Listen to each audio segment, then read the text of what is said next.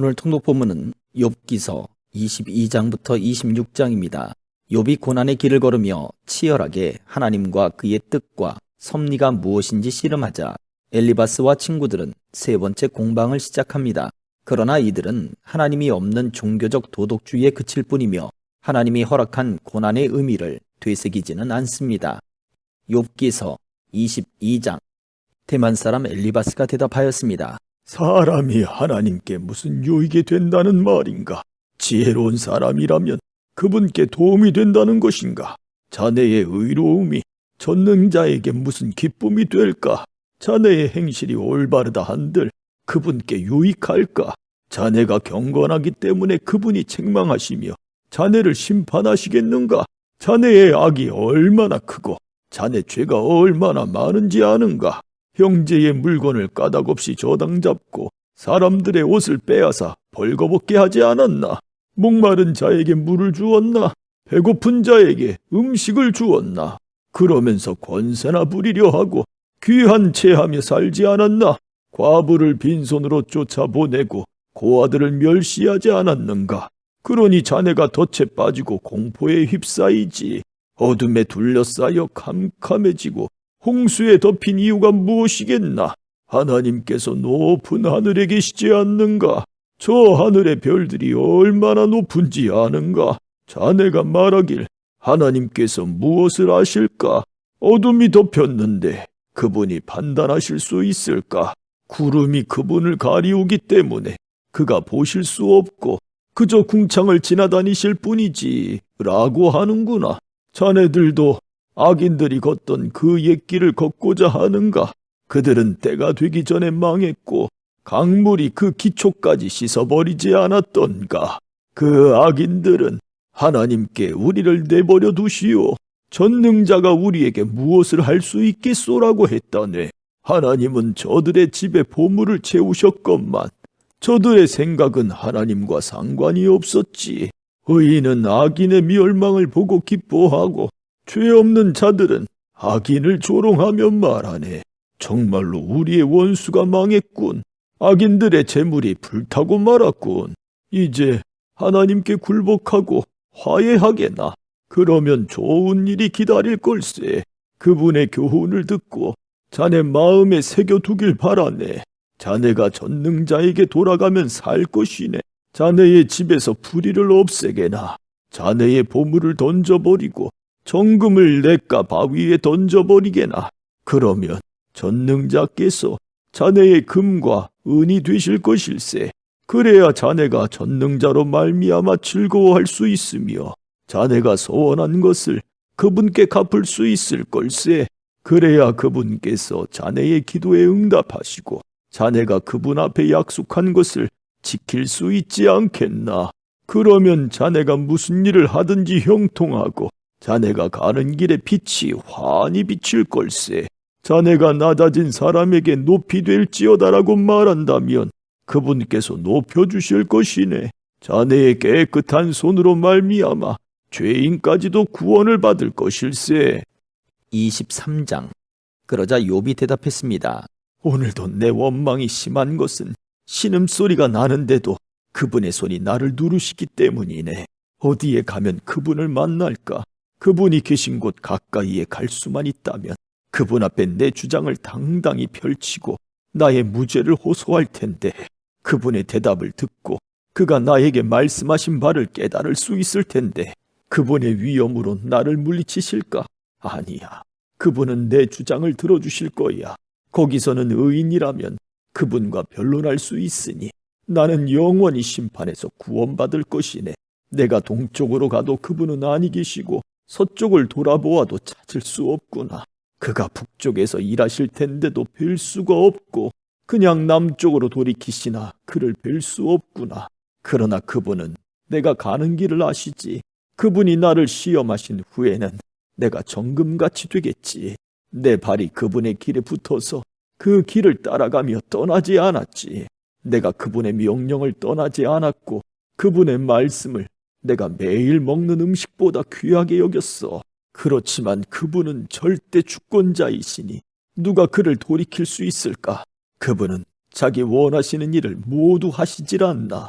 그분은 날 위해 계획하신 것을 행하시며 아직도 많은 계획들을 갖고 계실 거야. 그러니 내가 그분 앞에서 놀라고 생각만으로도 그분을 두려워하는 것은 당연하지.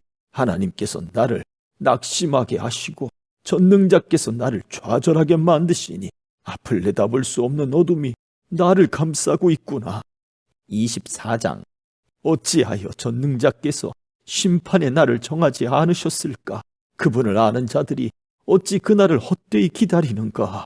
어떤 사람들은 땅을 훔치려고 땅에 경계표를 옮기고 남의 양떼를 억지로 빼앗으며 고아들의 나귀를 잡아가고 가난한 과부가 빚진 것을 갚을 때까지 소를 잡아두며 가난한 자를 길에서 밀쳐버리니 그 가난한 자들은 숨기에 바쁘구나. 그들은 들나귀처럼 먹을 것을 찾아 헤매며 자녀에게 먹일 음식을 광야에서 찾고 있네. 가난한 자들이 남의 밭에서 곡식을 줍고 악인의 포도원에서 떨어진 것을 주우며 입고 덮을 것이 없어 밤새도록 추위에 떠는구나. 산에서 쏟아져 내리는 소나기에 흠뻑 젖으며 바위 밑으로 피하는구나. 또 악한 자들이 과부의 자식을 그 어머니의 품에서 빼앗고 가난한 자의 자식을 빚 때문에 담보물로 잡는구나.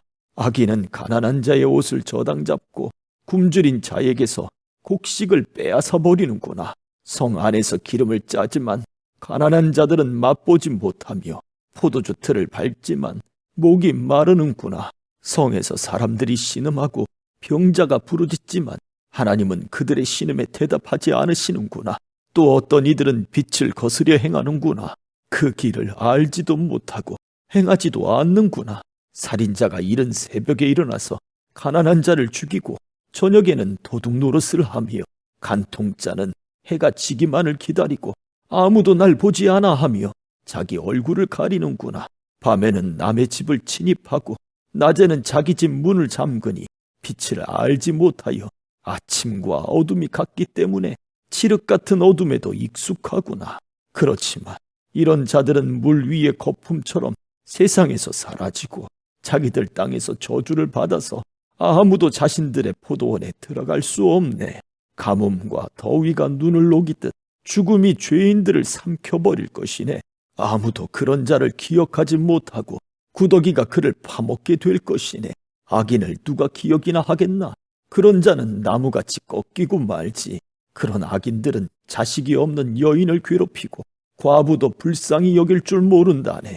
그렇지만 하나님은 이런 포악자도 끌어내리시고 그들이 아무리 높은 위치에 있다 해도 그 생명을 보장하지 않으시지. 하나님께서 잠시 저들에게 평안을 허락하시고 도우시는 것처럼 보인다네. 그러나 저들의 길을 주목해 보게. 저들이 잠시 높아진 것 같으나 금방 사라지니 저들은 낮아져서 곡식 이삭처럼 잘린다네. 그렇지 않은가? 내 말이 거짓말인가? 내가 헛말을 하는가? 25장. 그러자 수아 사람 빌닷이 대답했습니다. 권세와 위엄은 하나님께 있다네. 그분은 하늘 높은 곳에서 질서를 세우시지. 그분의 군대가 얼마나 많은 줄 아는가? 그분의 빛을 받지 않는 자가 세상에 어디 있는가? 감히 어떻게 사람이 하나님 앞에서 정당하단 말하고 여자의 몸에서 난 사람이 깨끗하다 할 수 있는가? 하나님께서 보시기에는 달도 깨끗하지 못하고 별도 순수하지 못한데 하물며 구더기 같은 인생, 벌레 같은 사람이야 더 말할 것이 있겠는가? 26장.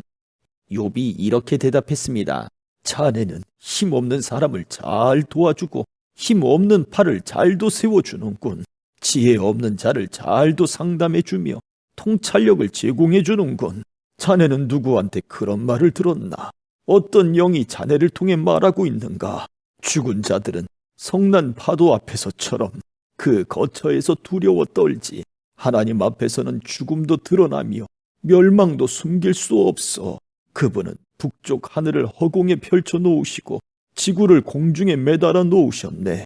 그는 물을 구름 속에 넣으시고 무게 때문에 구름이 터지지 않도록 하시며 구름으로 보름달을 가려서 희미하게 만드시는 분이지. 빛과 어둠을 구분하도록 수면의 경계선을 그어두셨네. 그가 꾸짖으시니 하늘 기둥들이 흔들리고 두려워 떠네.